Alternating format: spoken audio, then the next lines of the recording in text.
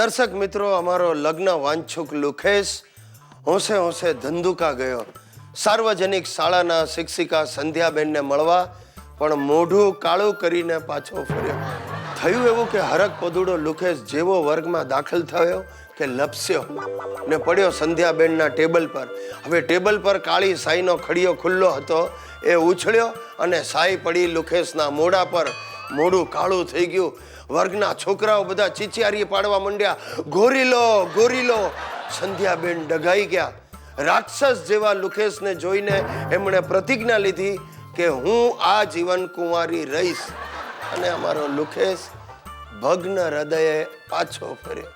तेरी गलियों में न रखेंगे कदम आज के बाद. નહીં લુખેશ નહીં. જો મારા સમચે ચૂપ થઈ જાય એકદમ સારું લાગે. આ નહીં કરવાનું આવું. ધંધુકા ગયું તો ભલે ગયું, આપણે હિંમતનગર જઈશું. તું હિંમત રાખ, હું તને માંડવે બેસાડીને જંપીશ. ગિરિયા, અત્યારે તો હું માંડ માંડ ઊભો થઈ રહ્યો છું દોસ્ત. આ સંધ્યા વહી ગઈ ને જીવનમાં કાળી અંધારી રાત પાછી આવી ગઈ હોય એવું લાગે. નહીં વિચાર, થિંક પોઝિટિવ. મેં એક મહિલાશ્રમમાં વાત કરી છે. તારે લાયક પાત્ર મળશે કે તરત એ લોકો મને ફોન કરશે. નહીં દોસ્ત, મેં આશા ગુમાવી દીધી છે. એટલે આશા નામની છોકરીએ પણ ના પાડી? પરણવાની આશા ગુમાવી દીધી છે. હા, પરણવાની. એવું નથી ભાઈ, એવું નથી.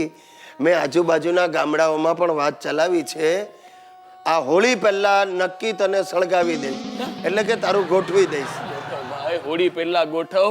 ગમે એમ કરીને મારા પતાસા વેચ, નહીતર હું વેચાઈ જઈશ. એવું નહીં થાય યાર. આ લે ઉભો રે. હા, અનાથ આશ્રમમાંથી જ છે. હા ગુરુજી, આ ગિરીશ કુમાર જ બોલું છું. શું એક નિરાધાર કન્યા છે? હા, ચાલશે. અમારો લુખેશ એને આધાર આપશે. ખમતીધર જોઈએ? આ તો છે ને, અમારો લુખેશ ખમતીધર જ છે. 100 કિલો વજન ખમી શકે એવો ખમતીધર. ગિરિયા, એને કે 125 કિલો ખમી શકે એટલો ખમતીધર છું. કર કંકુના કર. ઓકે ગુરુજી, ડન. કરો કંકુના. તમે નહીં, લુખેશ માટે. અમે હમણાં જ આવીએ છીએ. હા. હે ભાઈ લુખેશ, તારા નસીબમાં જે છે તે આ છે. તે નમણી નેનોના સપના જોયા હતા, પણ તારા નસીબમાં ટાટા સુમો છે.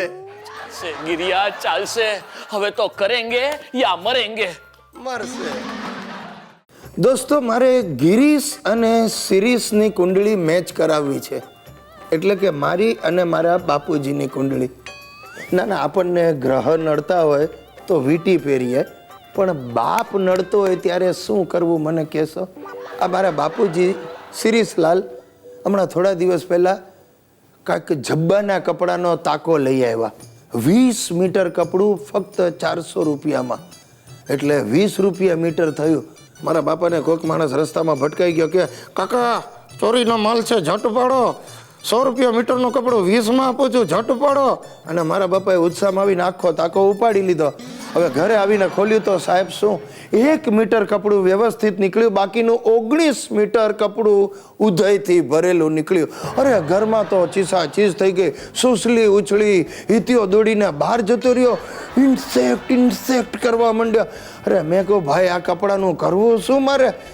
ઘરમાં પોતા મારવાના કામમાં આવે નહીં આ ઉધઈવાળું કપડું. તે ચૂપચાપ વહેલી સવારે ગયો ને સોસાયટીના કચરાના ડબલામાં નાખી આવ્યો. અને ત્યાં તો સોસાયટીનો પ્રમુખ સવારના પોરમાં દરવાજે આવીને ઊભો રહી ગયો. મને કે નોનસેન્સ ગિરીશભાઈ, તમે જીવાતવાળા કપડા સોસાયટીના કમ્પાઉન્ડમાં નાખો છો? મેં માન શાંત પાડ્યો. મેં કહું ભાઈ, મારી ભૂલ થઈ ગઈ, હું કંઈક કરું છું. સાહેબ, આ ચોરીનો માલ સસ્તામાં લાવવાની મારા બાપાની આદત મને ભારે પડી ગઈ.